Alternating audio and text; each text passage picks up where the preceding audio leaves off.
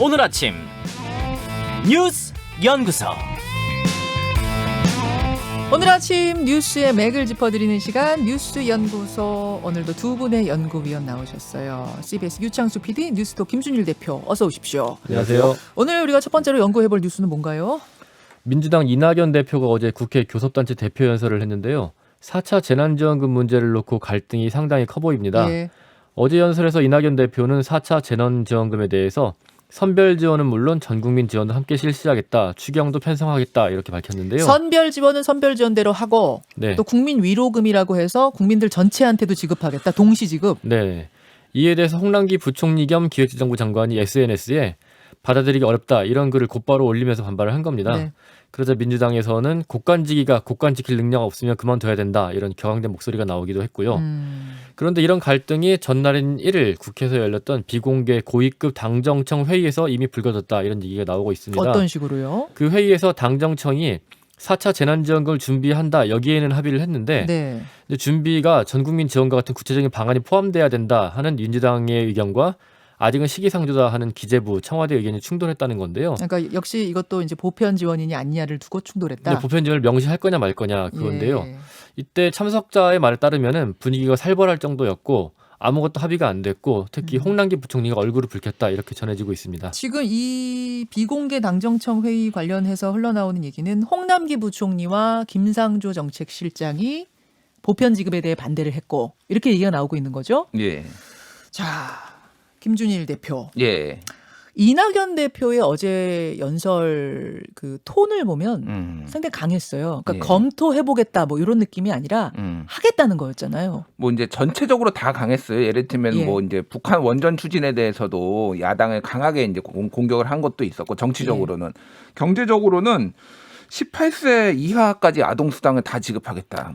아동 수당을 18세까지 주겠다. 예, 고등학생까지 주겠다. 다 주겠다. 뭐 그건 이제 명칭이 아동 수당이 될지는 모르겠으나 어쨌든 미성년 수당이 될지 모르겠으나 굉장히 파격적이었어요. 그러니까 전체적으로 보면은 이제 보편 선변 4차 재난지원금까지 해가지고 네. 다 좀 확장적인 복지 정책을 아하. 자신의 이제 트레이드 마크로 좀 이렇게 삼으려고 들고 나왔다라고 볼 수가 있을 것 그 같고. 18세까지 아동 수당 준다는 건 이건 하겠다는 건 아니고 검토하겠다였던 거죠. 예, 그렇죠. 4차 예. 재난지원금을 전 국민한테 다 준다는 건 하겠다는 거였고. 그렇죠. 예, 예. 그래서 어찌됐든 지금 최근에 이제 2강 체제에서 1강 그러니까 이재명 지사하고 스코어가 조금 차기 후보 이제 여론조사에서 벌어지는 것에 대해서 뭐 의식을 많이 했다라고 볼 수가 있을 것 같고 홍남기 부총리가 반대를 한 거는 원래 이분은 계속 반대해 왔습니다. 계속 반대해왔죠. 예, 계속 반대해 왔어요. 그 뭐 그렇다고 이를테면은 선별과 보편 재난지원금 주겠다라고 당에서 얘기했는데 그럼 저희가 바로 검토하겠습니다. 이렇게 말하는 것도 웃기잖아요. 아, 국간지기 입장에서 국간지기 입장에서는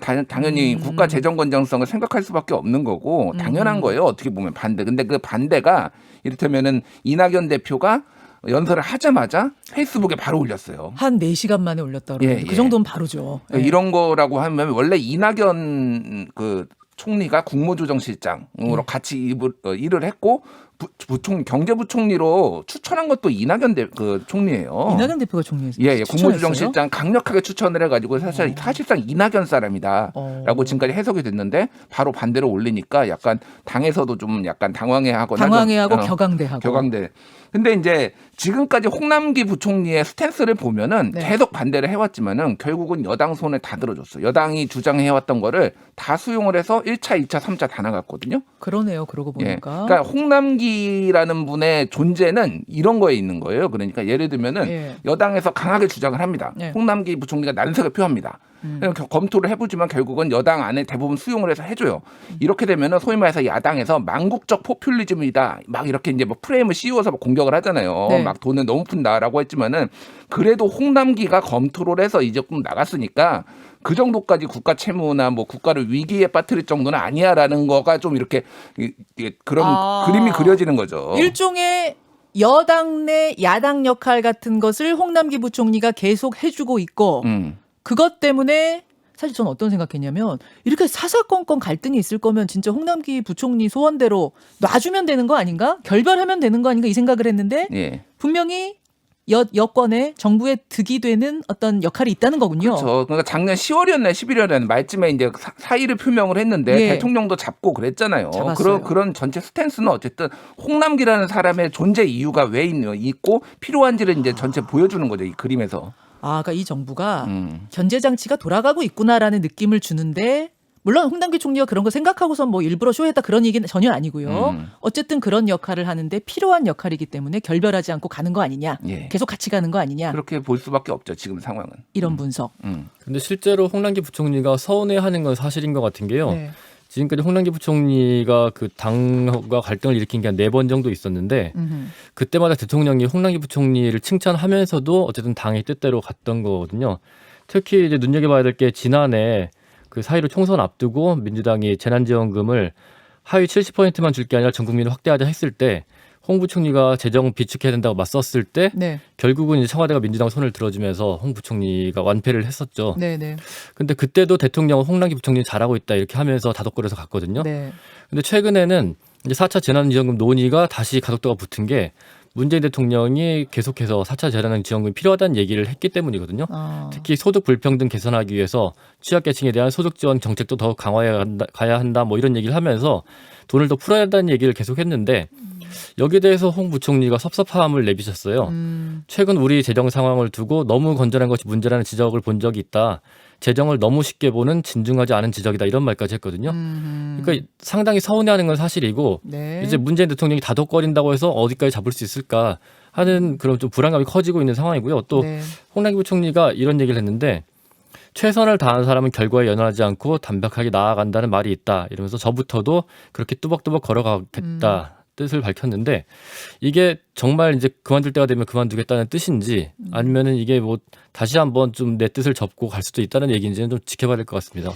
그 이제 홍남기 부총리와의 갈등은 갈등이고 사실은 이 4차 재난지원금이 결국 보편 지급으로 가기로 여당이 결정을 한 마당이면 이제 야당하고 크게 한판 또 붙을 것 같은 것이 선거 앞두고 지급하느냐 선거 끝나고 지급하냐 이 문제가 될 것 같아요. 지금 선거용 아니냐. 3, 4월 얘기를 하고 있거든요. 그게 뭐 4월 7일이니까 이게 언제가 될지 모르겠는데 어쨌든 선거 이후라고 하더라도 그 앞에 분위기가 한껏 달아오르면은 지난해 그 총선 앞두고도 이게 뭐 좀 야당에서 문제 제기를 많이 했잖아요. 네. 분명 문제가 정치적으로 문제가 될 소지가 있는 거는 분명히 보입니다. 근데 그 야당에서도 대놓고 막 반대하긴 또 어려운 것이 어쨌든 돈 주겠다고 하는데 국민들이 뭐 상당수 국민들이 환영을 할 텐데 그걸 대놓고 반대하기는 어렵잖아요. 선거 앞두고. 예, 표가 걸려 있으니까 대놓고 반대할 수도 없고요. 또 선거를 앞두고 있으면 당의 목소리가 커질 수밖에 없기 때문에 결국은 선거 직전쯤에 보편 선별 패키지가 관철될 가능성이 높지 않을까 이렇게 보입니다. 상당히 높아 보입니다. 네. 선별은 선별대로 소상공인들에게 한 번 더 주고 전 국민에게 위로금으로 한 번 더 주고 네, 동시 패키지로 푼다. 예, 자, 의견은 보내주시고요. 이건 뭐 오늘 또 뒤에 뉴스닥 있으니까 여야 의원들 의견 들어보죠. 두 번째로 갑니다. 네, 어제 발표된 4월 서울시장 보궐선거 관련 여론조사에서 민주당 박영선 후보가 1위를 차지하면서 분위기가 고조되고 있습니다. 아시아경제 의뢰로 윈지코리아 컨설팅이 지난달 30일에서 31일 사이 실시한 여론조사 결과인데요. 네. 다자구도에서 박영선 전 장관이 24.6%로 1위, 안철수 국민의당 대표가 22.4%로 2위를 네. 차지해서 오차범위 안에서지만 박영선 장관이 1위를 차지했고요. 그러니까 안철수가 아닌 네. 다른 후보가 1위를 한 게 이게 지금 첫 여론조사예요? 그렇죠. 그렇죠? 예, 그리고 다른 조사에서 또 1위를 차지한 게 또 있었는데 이건 이제 김준일 대표가 말씀해 주실 거고요. 그 뒤로 이제 나경원 16%, 오세훈 11.2%, 우상호 10.7% 순이었는데 자세한 내용은 중앙선거 여론조사 심의위원회 홈페이지 참조하시면 되고요. 예. 최근 여론조사에서 민주당이 오랜만에 서울 지역 정당 지지율에서 국민의힘을 제치는 결과가 나오기도 했습니다. 그래서 박영선 전 장관 이게 박영선 효과다. 내가 출마하면서 당 상황이 나아지고 있다 이렇게 자평을 하고 있는데요. 이게 야권에는 단일화 압박으로 더 다가올 것으로 보입니다. 그러네요. 예, 이 여론조사의 의미 김준일 대표 어떻게 보세요? 일단 하나가 더 있어요. 네. 같이 좀 설명을 드려야 될 것 같아요. 네네. 뉴데일리가 국민 리서치 그룹에 의해서 1월 30일, 31일 서울시에 거주하는 만 18세 이상 성인 1,004명을 대상으로 ARS 방식으로 진행을 했는데요. 사자 가상 대결을 했어요. 그래서 누구요? 민주당, 국민의힘, 안철수 그리고 이제 김진애 후보까지 이렇게 했습니다. 네. 그래서 박영선 사자 가상 대결에서 박영선 후보가 39.8%로 1위, 나경원 26.9, 그리고 안철수 21.9, 김진애 3.4 이렇게 나왔어요. 아까 각 당의 1위가 이 사람일 거다라고 가상으로 해가지고 붙인 거군요. 예, 그리고 박영선, 나경원, 안철수, 김진애 순. 예. 근데 이 오차범위 바뀌었어요. 박영선 후보가 1위로 나온 게 나경원 후보보다 오차범위 밖으로 1위였고요. 여기에 오세훈 후보를 넣어도 비슷하게 나옵니다. 예, 그래서 전체적으로 보면은 그러니까 박영선 후보의 강세가 보인다. 그런데 이거를 단순 합산을 하면은 네. 그러니까 범야권하고 범여권을 합치면은 범야권이 더 높아요. 그러니까 예, 안철수, 나경원 합치면 48.8. 그러네요. 박영선, 김진애 합치면 43.2 이렇게 네네. 나오는 거예요. 그러니까 이게 지금 전체적으로 그럼 이제 앞에 있는 그 여론조사까지 분위기를 좀 얘기를 하면은 어찌됐든 선거가 다가오면 다가올수록 여러 가지 분산됐던 것들이 양자 대결 구도로 이제 지지층이 결집을 한다. 그래서 처음에는 야권이 많이 앞섰지만 점점 지지층이 양층이 결집을 하면서 비슷비슷하게 비슷하게 가고 있다 하나. 두 번째는 야권 단일화 없이는 야권이 승리하기가 매우 힘들어지는 지금 분위기가 돼가고 있다. 그걸 다시 한번 입증한 다시 것이다. 한번 입증은. 그래서 김종인 비대위원장은 계속 뭐 삼자구도 가도 우리가 이길 수 있다 얘기를 예, 했지만은 지금 그거는 상당히 분위기 아니다. 그 분위기는 아니라는 거고. 그래서 야권 단일화를 하더라도 어떤 식으로 할 것인지가 되게 중요한 스토리가 이제 좀 나와야 되는 거죠. 예, 단순 합산도 합산이지만 그런 부분이 이제 어제 금태섭 의원이 얘기했던 뭐 제3 중도에서 한번 하고 네. 국민의힘에서 하고 뭐 이렇게 해서 시너지 효과를 낼 수 있는 것들이 어떻게 이루어질 것인지를 좀 지켜봐야 되는 거고 또 하나는 어찌됐든 최근에 이제 야권에서 지지율이 전체적으로 떨어지면서 정치 공세를 굉장히 강화했어요. 예를 들면 북한 원전 추진에 대한 이적 행위다 뭐 이런 것들을 했지만은 크게 효과가 없다. 전체적으로 크게 효과는 없는 것으로 지금 드러나고 있어요.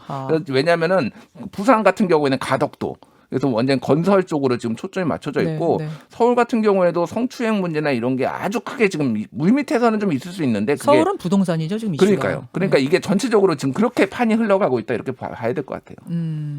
그래서 그런가요? 그 안철수 대표가 누굽니까? 금태섭 후보의 제안을 긍정적으로 검토하고 있다고 그러잖아요. 조만간 두 사람 만난다면서요. 사실 안철수 대표의 예전 행보들 보면 상당히 신중하고 네. 고민도 길고 이러는 스타일인데 이번에 만나겠다. 긍정적 검토다. 곧바로 이렇게 화답한 거는 굉장히 드문 사례죠. 이 분위기와도 맥이 닿는 거죠. 예, 이렇게 해서 계속해서 자기 중심으로 이슈를 몰고 가지 않으면은 내가 잊혀질 수 있겠다. 여기서 한번 뒤지면 따라잡기 힘들겠다는 판단이 있는 것 같고요. 네. 또 재미있는 포인트가 박영선 전 장관의 스탠스인데요. 야당 의원이던 시절에는 저격수로 불렸죠. 그래서 장관 청문회를 할 때 야당에서 두고 보자는 말까지 나올 정도였는데 최근에는 야당 후보들이 집중 공세를 하는데도 역공을 안 하고 있어요. 그러면서 엄마와 같은 푸근한 리더십이 필요하다 이런 말을 하면서 친근함을 강조하고 있는데 이게 박영선 전 장관의 스타일이랑은 좀 안 맞죠.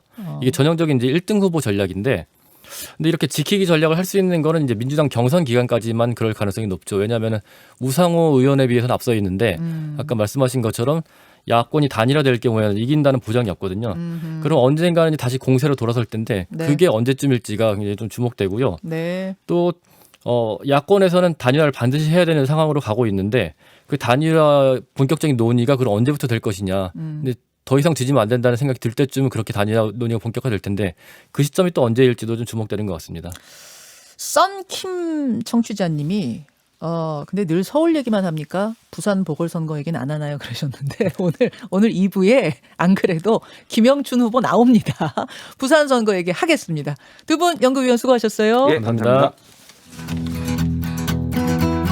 김현정의 뉴스쇼는 청취자 여러분의 참여로 이루어집니다. 트위터, 페이스북, 레인보우 게시판, 그리고 단문 50원, 장문 100원의 유료 문자 샵 1212, 우물정 1212 통해 참여하실 수 있습니다. 김현정의 뉴스쇼, 여러분과 함께 만듭니다.